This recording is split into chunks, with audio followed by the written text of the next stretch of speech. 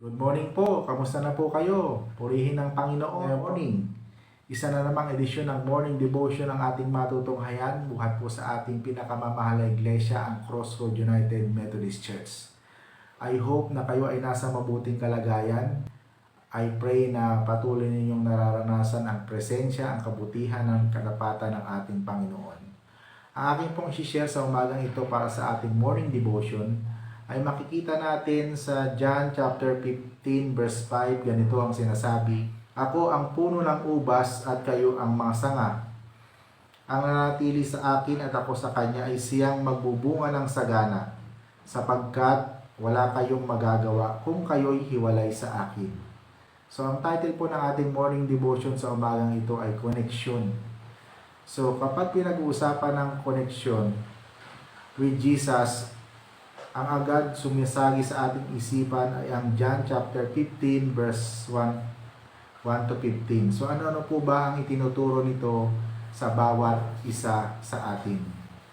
Paano tayo lubos na mamumunga, manatili kay Kristo? Sa verse 5, ang wika ng ating Panginoon, Ako ang puno ng ubas at kayo ang mga sanga. Ang nanatili sa akin at ako sa kanya, ang siya'y magbubunga ng sagana, sapagkat wala kayong magagawa kung kayo'y hiwalay sa akin. So, sa panahon natin ngayon, anong mangyayari kung hindi tayo nakakonect? For example, sa Wi-Fi o sa internet, wala tayong signal. Anong mangyayari kung hindi tayo connected kay Jesus? Tayo ay mapapahamak. So, kaya kinakailangan mananatili tayo sa Kanya. Pangalawa, paano tayo makakapanatili kay Kristo? Manatili sa Kanyang salita. Wika sa verse 7, Kung manatili kayo sa akin at manatili sa inyo ang aking mga salita, hingin ninyo ang inyong nais at ibibigay sa inyo. So para daw tayo manatili kay Kristo, kinakailangan nananatili tayo sa Kanyang mga salita. So ano po ang ibig sabihin nun? Kinakailangan manatili sa atin ang salita ng Panginoon, isinasagawa natin ito sa ating buhay, at tayo ay pagpapalain ng ating Panginoon. Pangatlo, paano tayo mananatili sa salita ni Kristo? Sa pamamagitan ng pag-ibig. Wika sa verse 9, kung paano inibig ako ng Ama, gayon din namang iniibig ko kayo, manatili kayo sa aking pag-ibig. So kinakailangang manatili tayo sa pag-ibig ng Diyos upang manatili sa atin ang Panginoon. So ang ating Panginoon, ang buod ng Kanyang teaching, ang Kanyang kapahayagan ay walang iba kundi ang pag-ibig ng Diyos. Kaya naman nawa tayong mga Kristiyano, tayong mga mananampalataya ay maranasan din natin yung pag-ibig sa ating kapwa, sa Diyos, at lalo't higit sa mga taong hindi kaibig-ibig. Pang-apat, paano tayo mananatili sa pag-ibig? Sa pamamagitan ng pagtupad sa Kanyang mga utos. Sabi sa verse 10 ng chapter 15 ng John, Kung tinutupad din yung aking mga utos, mananatili kayo sa akin pag-ibig. Tulad ko, tinupad ko ang utos ng aking Ama at ako'y nananatili sa Kanyang pag-ibig. So kung meron tayong modelo ng pagtupad sa kautusan ng Diyos, ito ay walang iba kundi ang ating Panginoon. Sapagkat sinunod niya ang Diyos Ama hanggang kamatayan. Kaya manatili din tayo sa pag-ibig ng Diyos sa pamamagitan ng pagsunod sa Kanyang mga utos. At yung panghuli, paano tayo makatupad sa Kanyang mga utos? Sa pamamagitan ng pagmamahalan. Sabi sa verse 12 ng chapter 15, Ito ang aking utos, magmahalan kayo gaya ng pagmamahal ko sa inyo. So mga kapatid, sa umagang ito ng ating morning devotion, ibinahagi sa atin kung paano tayo mananatili sa Panginoon, kung paano tayo yung connection natin ay manatili sa Panginoon.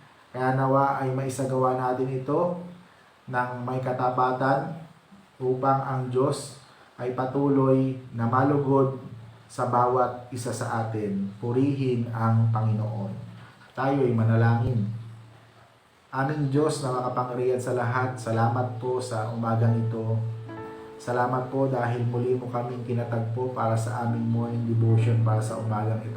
At niremind mo kami na manatili ang aming connection sa iyo upang ikaw na Diyos ay siyang malugod sa bawat isa sa amin.